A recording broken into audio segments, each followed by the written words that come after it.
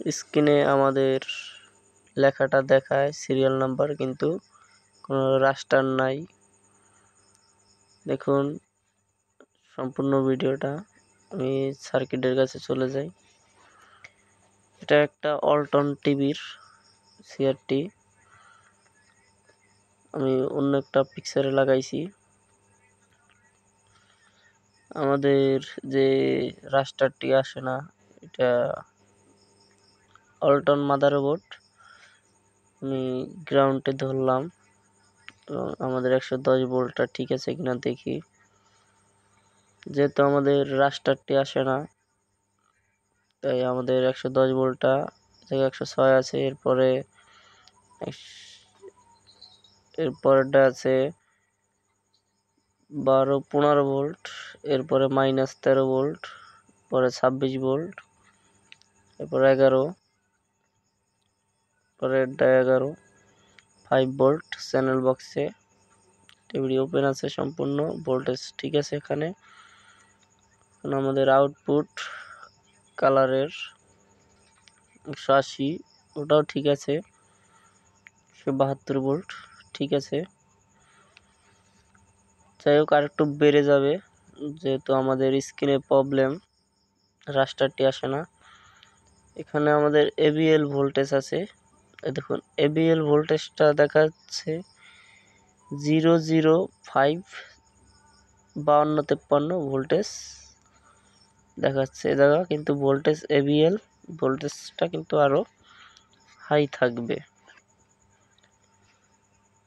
যাই হোক, আমি দেখাই এবিএল ভোল্টেজটায়। এই জায়গাটায় একটা জেনারেটর ডায়োড আছে। এই যে জেনারেটরটা পিএফও আছে, পিএফটা ফিল্টারিং করা হয়েছে। দেখ, এই হলো জেনারেটর। এটা পজিটিভ, পাশ নেগেটিভ। এখান থেকে লাইনটা চলে আসছে।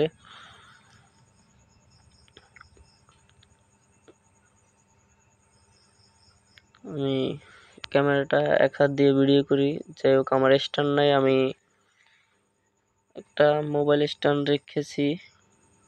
আমি ওইটা রাইখা কাজ করতেছি, আপনারা মনে কিছু করবেন না।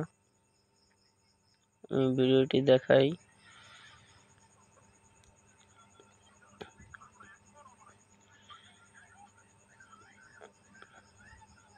আমি জেনারেটরটি একটু পরিমাপ করে দেখি আসলে কি দেখায় রিডিংটা।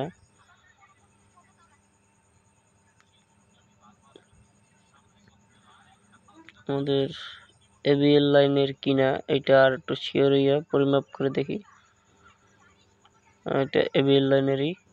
দেখুন এই সাইডেও দেখাচ্ছে রিডিং, এই সাইডেও 351 দেখাইতেছে।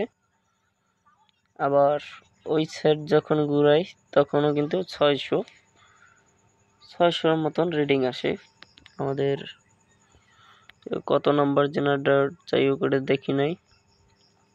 জেনারেটরটি আবার পরীক্ষা করি, দেখুন 655 দেখাচ্ছে। অ্যানুয়াল সাইটে দেখাইতে আছে 355, আর ক্যাথোড সাইটে দেখাইতে আছে। তো আমরা খুলে ফেলি জেনারেটরটা, আমরা ওপেন করে দেখি কত নাম্বার ডায়োড, ওইটারে খুলে দেখি।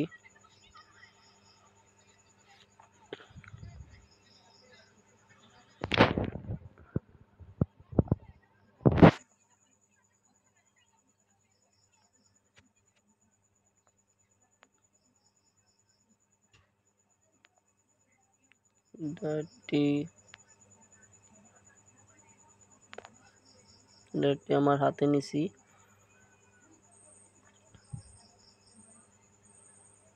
এটার দুই সাইড আমরা পরিমাপ করব। দেখুন এই সাইডে দেখাইতে আছে, ক্যাথোড সাইডে দেখাইতেছে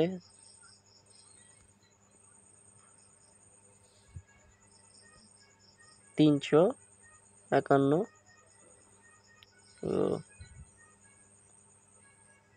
আর এক সাইডে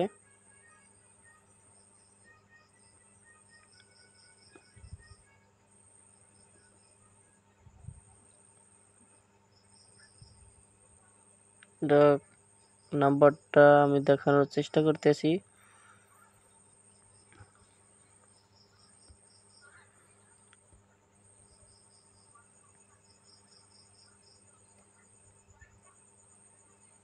নাম্বারটা হলো 41 48 জেনারেটর। এটা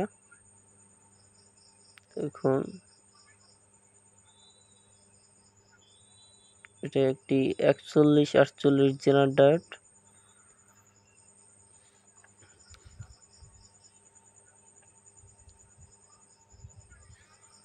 আমি আর একটা জেনারেটর নিছি নতুন।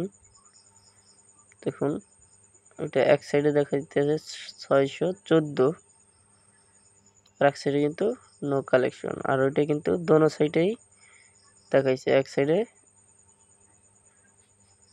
650 দেখাইছে 51, আর একটাই দেখাইছে আর এক সাইডে 350 51 ইতেরও রিডিং আসছিল।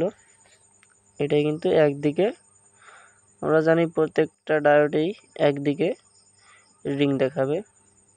যাই হোক আমিও এটাও 41 48 একটাই জেনারেটর ডায়োড নিছি নতুন। ডায়োডটি দেখুন এই জায়গায় লেখা 41, তলে এই যে 48 লেখা।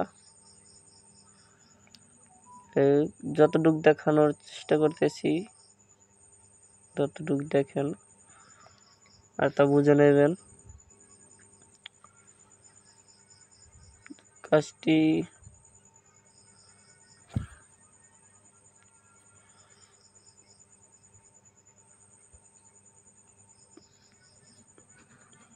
ক্যামেরাটি ধারে রাখলে হয়তো আপনারা ভালো বুঝতে পারতেন, কিন্তু কাজ করা লাগে, ক্যামেরা ধরা লাগে, তার জন্য আবার কথা বলা লাগে। এত কথা বা করে ক্যামেরা স্ট্যান্ড ছাড়া হয় না।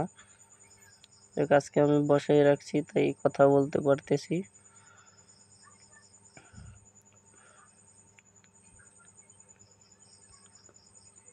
আমরা ডায়োডটি সোল্ডারিং করে নেব। তাহলে এটা সুন্দর করে দিয়ে আবার পরিমাপ করে দেখব আসলে দুই দিকে রিডিংটা দেখায় কিনা। দুই দিকে যদি দেখায় তাহলে আমাদের আবার পিএফটাও শর্ট হতে পারে। আশা করি পিএফটা শর্ট না। আমরা লেগগুলো কেটে ফেললাম।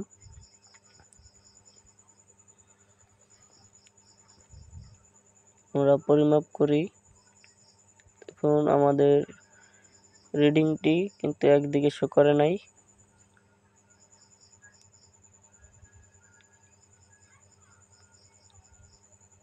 এদিকে করে নাই, আর একদিকে কিন্তু দেখাইতেছে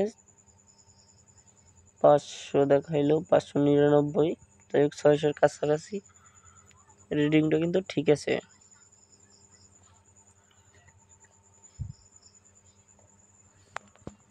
আমরা এই শিকড়টি লাগিয়ে নিলাম।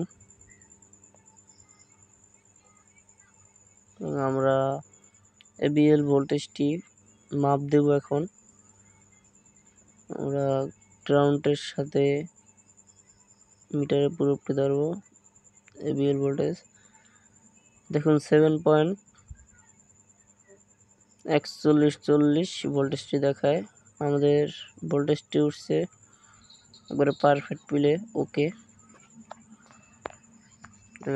এটা একটি ওয়ালটন মার্সেল রিমোটে কাজ করে সার্কিটটি।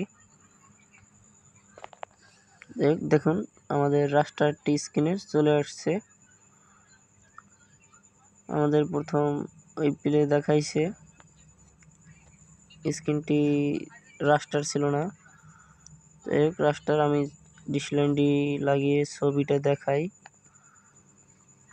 আবার স্ক্রিনে যাই, দেখুন আমাদের ছবিটাও কিন্তু চলে আসছে। আমাদের লাইনের একটু সমস্যা আছে, যাই হোক একটা লড়া দিলে ক্লিয়ার হয়ে যায়। আমি একটু পরিবর্তন করে দেখি ছবিটা ধরলে।